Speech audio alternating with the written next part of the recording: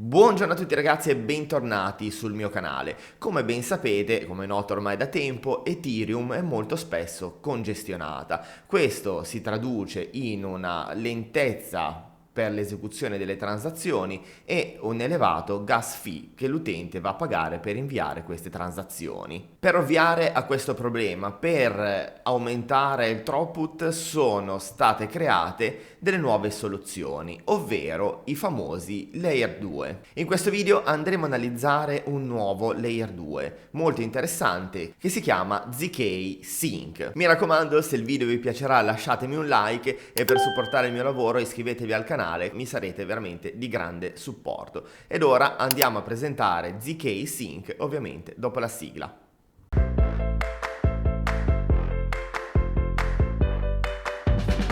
A differenza di tanti Layer 2, ZK Sync utilizza il Zero Knowledge, ovvero i ZK Rollup. Ma che cosa sono questi ZK Rollup? Sono in pratica delle soluzioni che vanno a consentire di andare a comprimere le transazioni in modo molto efficiente per andare a velocizzare l'esecuzione di queste transazioni. In pratica il rollup consentono l'esecuzione delle transazioni al di fuori del layer principale, dell'Layer 1. Proprio la parola rollup va a significare arrotolare più transazioni in un'unica transazione per essere processate più velocemente possibile. A seconda poi del modo in cui queste transazioni vengono legate al Layer 1 di Ethereum si distinguono gli Optimistic Rollup oppure gli ZK Rollup. I rollup ottimisti, proprio come dice la parola stessa, è un modello che va a presupporre che le transazioni siano a priori già valide, dove un validatore, se ritiene che un blocco non sia valido,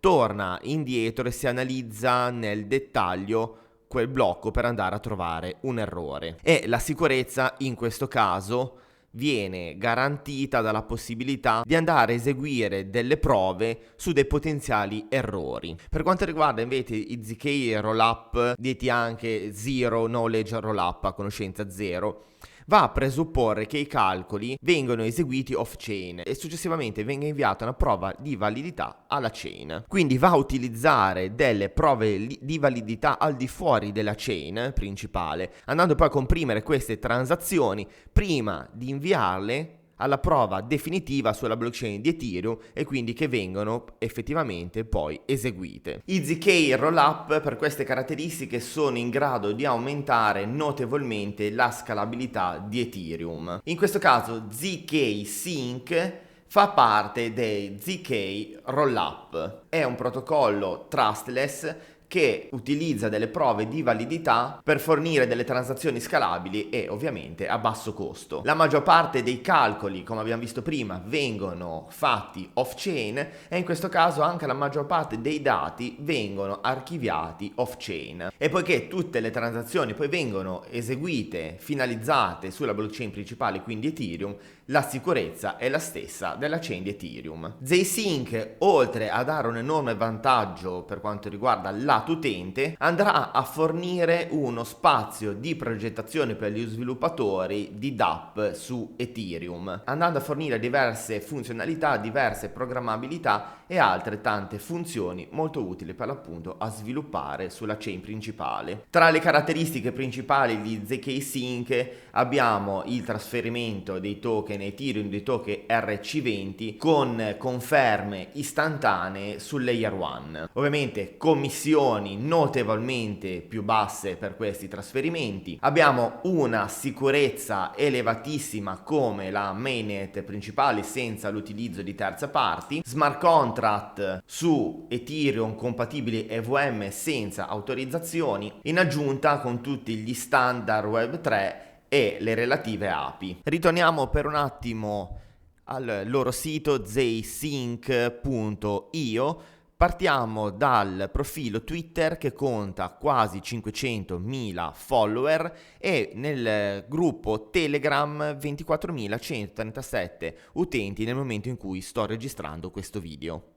Quindi questo ecosistema, questo Layer 2, comunque è già molto seguito da una buona parte di utenti. Attualmente sono ancora in fase beta e secondo l'annuncio che pubblicano sul loro portale, quando ZSync aprirà i cancelli, quando praticamente si affacceranno con la versione alfa, tutti i progetti che stanno operando all'interno del loro ecosistema verranno lanciati contemporaneamente. Secondo loro, andando a creare il lancio del Layer 2 più grande nella storia, con oltre 150 progetti innovativi provenienti da fondatori di tutto il mondo cripto che stanno sostenendo per l'appunto ZK Sync 2.0. E scorrendo più sotto andiamo a vedere alcuni ecosistemi che poi utilizzeranno il ZSync, la versione 2.0. Cliccando su ecosistemi si apre questa schermata dove andiamo ad esplorare per categoria tutti i protocolli, tutti i progetti che andranno a supportare ZK Sync,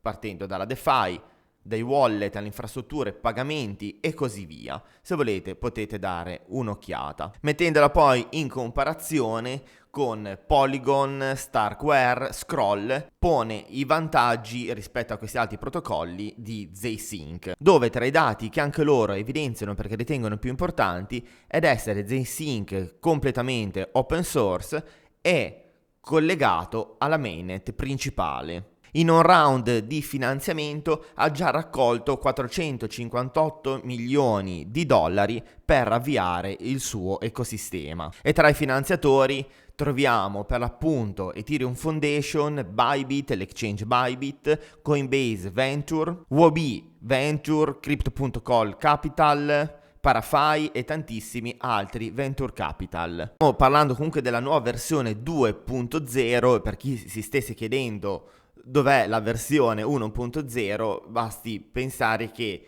ZK Sync è nata a dicembre 2019 e ha rilasciato la versione 1.0 nel giugno 2020 e nella sua versione 1 è riuscita a scalare fino a 300 transazioni al secondo, veramente un numero elevatissimo, e nella versione 2.0 sta provando ad aumentare il throughput da 3000 TPS a circa 20.000 TPS. Attualmente ZK Sync non ha ancora un token utility del protocollo, anche se poi la società ha già affermato che ci sarà un token nativo ZK Sync.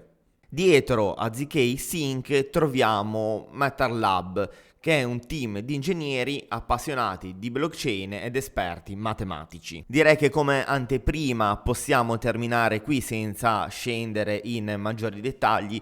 Vi invito come sempre poi a collegarvi al sito e andare nella sezione documenti per andare a controllare tutte le informazioni necessarie a comprendere magari maggiormente di più questo protocollo. Vi invito, come ben sapete, a non prenderlo come un consiglio finanziario, ma come una vera e propria recensione su un protocollo. Potrebbe essere una rivelazione per questo fine 2022, inizi 2023, quindi segnatevi ZK Sync, mettetelo nei preferiti e vedremo poi come si evolverà, soprattutto quando andranno a rilasciare il loro token utility, e molto probabilmente rilasceranno anche una porzione di token in airdrop, quindi andremo poi a vedere anche l'eventuale drop di questo token.